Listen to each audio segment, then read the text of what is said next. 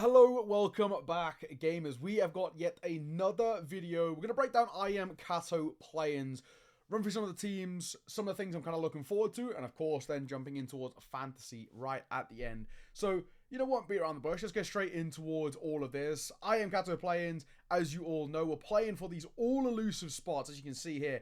8 spots available in towards what they're calling stage 2, but what we know is the main Katowice, which we've already got a few teams waiting in the wings. G2, Falcons, Vitality, and FaZe here in this opening round. And then in Group B, Spirit, Na'Vi, Mouse, and the Mongols too. So we've got a few teams who are probably expected to go there. I think it's probably the main way of putting it. You know, for me, I would look at teams like the Eternal Fires, like the Liquids, arguably like the Astraluses of the world. But there's a few quite interesting ones. So I wanted to kind of run through who I would sort of say is like my sort of top 8 teams to kind of go through, and essentially why, in that sense. So let's run through some of the opening games, just break down who I think is going to win them out.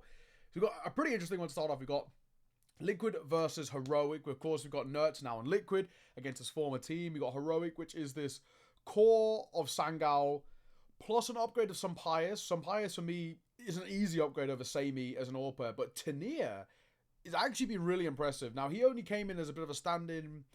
There was something to do with Nilo, and I don't know if you guys kind of saw that post where Nilo said he has some personal things and he has to kind of fight for his spot. So it's actually kind of interesting. I think Tania was probably meant to come in as just a stand-in for Blast Bounty, and then actually sort of overperformed so much so they're like, hang on, maybe actually Nilo does actually need to fight for his place a little bit, because Tania, he looks great. For those who didn't know Tania, he played on a team called Gun 5 before. They're not a bad team. They're playing at some decent kind of upper level tier 2 tournaments, like your CCT playoffs, you kind of like your ECLs, that kind of vibe. They're not a bad team. They've got a really kind of talented young group there. Zylo or Zelo, however you say it, another really talented player on that Gun 5 team. But Tania, he's sort of been around for a while, but I've never seen this level of Tania. What we saw at Blast Bounty was super impressive, especially when he was really popping off. So I don't know, Heroic's in a weird place. He's also got Madden on the bench as well, so God knows what's sort of happening there. I don't know if he actually is just a sub as a just in case, but we shall see. Either way, really interesting game coming through, and this is one of those games that you could actually really talk about the potential of an upset here for Heroic, just if Tania pops off. I think from what I've been seeing,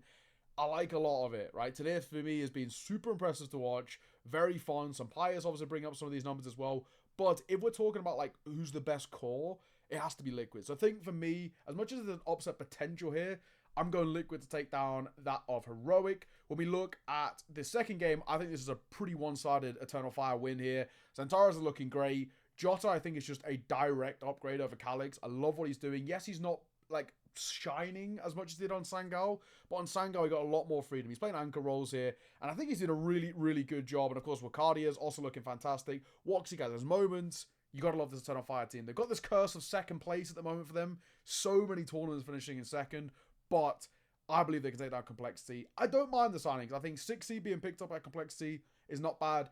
Nick X is actually a little bit new to me, or Nix, however you're meant to pronounce it. Didn't actually get to catch him really at all before this pickup, but from what I've heard, speaking to some of the North American guys, they speak quite highly of him. So all in all, it's an interesting team, but I think Eternal Fire shouldn't have too much of an issue here. Then we go to 3D Max versus FlyQuest, and maybe a little Rogue here, but I'm going FlyQuest. I'm backing my boy Regali. I like this team a lot. You got Regali being very solid on the orb. You got Inns coming in, who's like, for me, one of the just an insanely good rifler to watch. I think Dex is actually leading this team quite well. Vexi has his moments. Lias as well in the anchoring, supporting. I like this team on paper quite a lot. So I'm actually going to go FlyQuest over 3D Max here. Then Astralis and MRBR.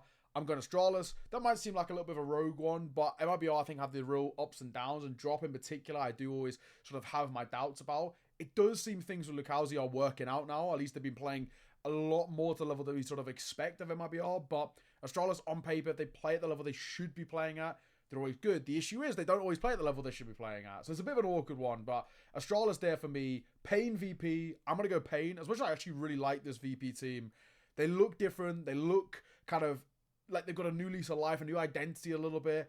I definitely questioned what it was going to be like when it went back to electronic calling, as you know, he always has issues with that. But the Flammers pickup is fantastic, super fun and exciting entry to kind of watch. I mean, he's just so good on his day, right? So Flammers for me, super talented. Icy as well, another player that I really am a big fan of. I think he's a very solid AWPer. So this for me is actually a really cool team on papers. But Pain, I just like this playing side a lot. I think they're really cool.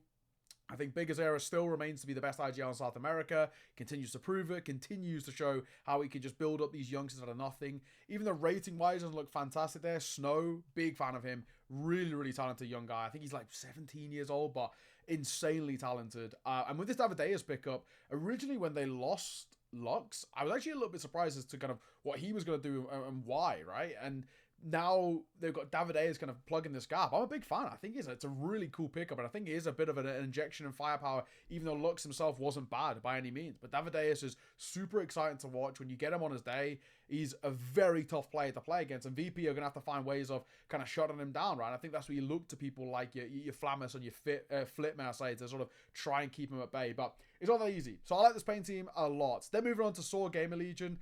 I'm outright going Gamer Legion here, flat out. I'm not a fan of this Saw team anymore. You know, obviously made some pretty rough roster moves, whether it was their choice or not, with kind of loss of Ujerks and Aristosh. They've picked up Agil and Shure, both of which I've casted very recently. Agil's actually, despite his rating not looking that great, he was actually super talented for me. I think he looks like a very crisp, mechanically talented player. Shure, also numbers-wise, seems to be doing fine, but I just don't rate the Saw team anymore. I think Story is the last remaining sort of shining light in that team, and yeah, I don't know if it's going to work out for them, so I'm not a massive fan. I think Ujerks and Aristosh have gone on to do quite good things with what looks to be a very exciting NIP roster for maybe the first time in a long, long time. Gamer Legion on the other side have made some great signings. Rez as a pickup is awesome. Obviously, he was sort of in NIP jail for like close to 8 years, I think it was, something like that.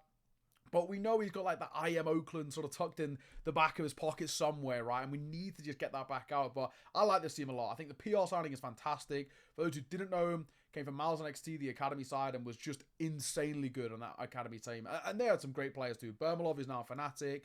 You had Natu who's now playing for Ents as well. I mean, these are guys who are all super, super talented. Syrah, who's actually now on Ecstatic, but I expect Syrah to make it tier 1 at some point. So a big fan of this team. PR was the shining light in a really solid Miles NXT roster who were like, they were like fighting for land spots. That's how good this team were. Obviously, they couldn't go to them because of the main team, but seriously sick time. I mean, they were like getting either close to top 30 or maybe even in it at one point. That's how good the NXT roster were. So big fan of them. PR signing is awesome. Under Ash, who's like one of my favorite coaches.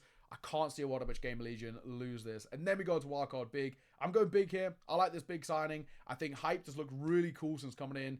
QB playing those anchor spots, but I'm a big fan of QB. He's a guy I've always sort of liked to watch. I think he actually has his moments too. He just needs to get a little bit of confidence actually in towards him. It feels more than anything. Wildcard, I like this team a lot. I think they're cool. I think they're making it work. I think Sus is kind of revitalized himself post Metaspore, which is kind of just funny to see. JBA is still that kind of like really exciting youngster from North America who's got something up his sleeve, but I really like this big team. I think on paper they should be really, really good. I mean, Crimbo, one of the best clutch players that we've got in the game. Put him in any kind of 1vx situation, you always kind of seem to back him a little bit.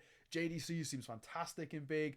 This is the first time in a while I felt pretty good about Big, despite obviously I kind of always say, what would this team be like if they went international? Obviously, it just doesn't make sense sponsor-wise and the identity of Big, but as signings go, Hyped feels at the moment like a direct upgrade over Searson. Searson had these inconsistencies. Even though his recent form was actually pretty fantastic, it hasn't been working out. So I'm going big here for me as the team to win. And then Furia versus Imperial Female. This is actually a really cool game, especially because of what we saw from Imperial Female, who actually really kind of punched up quite well against Na'Vi. I mean, we all kind of remember that spinning emote 1D on Mirage, right? Beautiful stuff. Tori, if I remember right in saying, who was wanting to get that. Super sick game, fun to watch. I was watch partying with Anders. Great to see. However, Furia's form at the moment has been sickening. They've looked so good.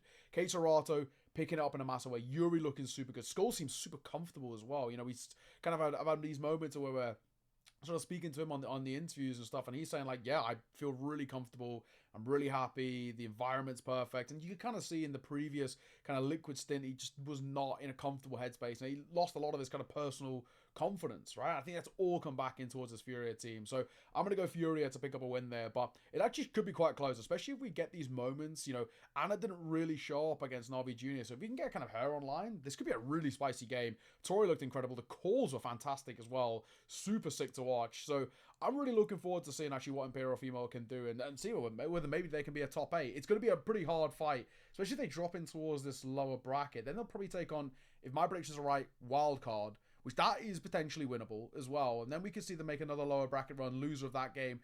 It could be weird. A wild card or a big. I could actually see Imperial Female pulling off maybe a result, especially against a wild card. So we'll see. We'll see. But for my top 8 teams to go through, it's going to look quite basic because of how it's all sort of laid out. But Turn of Fire are basically a guarantee for me. Furia, Liquid, and Pain. Those 4 are like locks in my eyes, but it makes sense. They are kind of the 4 highest rated in this stage. Then I'm going to go Heroic, which may feel a little rogue to some, but I'm a big fan of this Heroic team. I think they look kind of cool. All right. Astralis being my 6th. Got 2 more to pick from now as well. I'm probably going to go VP, and part of me wants to go MIBR. I might actually go Big, just because I've been liking what I see from Big. So I think that's what might be my top 8. Turn of Fire, Furia, Liquid, Pain, Astralis, VP, Big, and Heroic.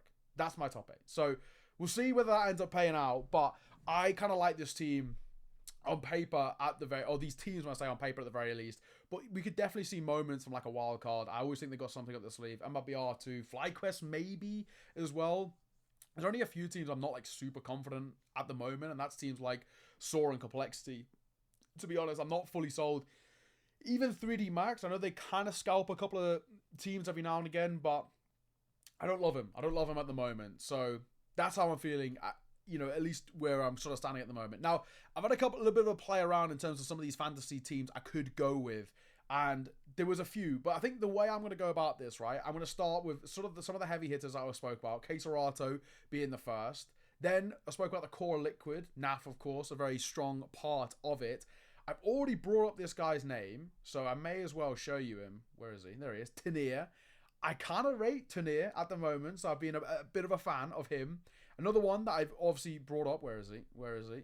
There he is. PR is going to enter the team as well. And that doesn't give us a lot of money to work with. We've basically got IGLs for the most part to see it out. And I think for me, what I was going to go with is Dexter here. And just see whether he can maybe snipe a result. So this is the sort of team I'm going with. Keserato, injection of firepower coming through. Naf and Tanier should get the frags, and a lot of them. PR, if he pops off in the way I know he can, especially against Saw, could be kind of interesting too. And then Dexter, we know he has his moments. We know he can pick up an AWP. We know he can do decent work on a rifle. And I guess now it's probably just down to rolls. And now, I'm not really the greatest fantasy player going. I'll happily admit that. But I kind of just go with whatever percentages are the highest. So I'm just going to tap through these. It looks like support, interestingly, is actually where it gets triggered like the most. And I feel like that's probably the way to go about it. But I'll check some of the other players first. Just see that's already a little bit higher there. Leader, I feel like it's kind of a useless one. Eco-friendly, 60%. Big. That's pretty high. That's pretty high. Let's do that one. Eco-friendly for him. Brilliant. What we going to... I was going to say T-side. Yeah, attacker makes a lot of sense because he does a lot of work on that T-side. Multi-fragger is decent as well, but I feel like actually going for attacker is probably the best here. So we'll go that. Just double-checking none of these are actually more worthwhile on him. Okay, so... what we going here? No, obviously not the AWP. Multi-fragger feels a little bit... maybe camper. It's actually a great one. I'll come back to it. Maybe... and this is where you can go kind of leader or noob, which feels kind of an unfortunate thing to do. This also... he's probably one of those players who would be decent on eco-friendly. Yeah. Not bad. Okay, I'm just going to go IGL. Play it nice and simple. I'm not a great thing when it comes to... maybe support then is when it works out for him here. I think so. Alright, support. Brilliant. Last one's PR. You can have your pick of the litter. What is there to choose from for you? Multi-frag is not a bad one. Headshot machine. 65% small trigger rate. That seems great. We'll go with that. PR's pretty crisp. So this is the team I'm going with. They're called back-to-back because I won the last one in my little local league with some of my mates. So we'll take that. But beautiful stuff. This is what we're going with for my team. Nice and simple. Nice and easy. I am Katowice playing. Going to be pretty exciting. Should be as well watch partying, at least some of it. Sometimes with Trav, sometimes with Anders, sometimes with both as well. So should be some watch parties going on. So if you want to join, links should be down below, I'm pretty sure. But twitch.tv/Neokai, nice and easy. You can actually see it on the screen right there. Yeah, go and give me a follow. I should be doing some watch parties. I should definitely be doing day one, at least the start of it. And then I'll just dip and dive. I've got a bit of work for the rest of this week, so I'll kind of just dip in here and there wherever I am free. But aside from that, that is a video nice and done and dusted. Under 15 minutes is pretty good as well for a breakdown. But that's what I'm thinking heading in towards I Am Kato. My team's to make it through my top 8 and, of course, my fantasy as well. But I'm looking forward to the tournament. Should be a fun one. Come join us on stream or watch some of it. See you soon.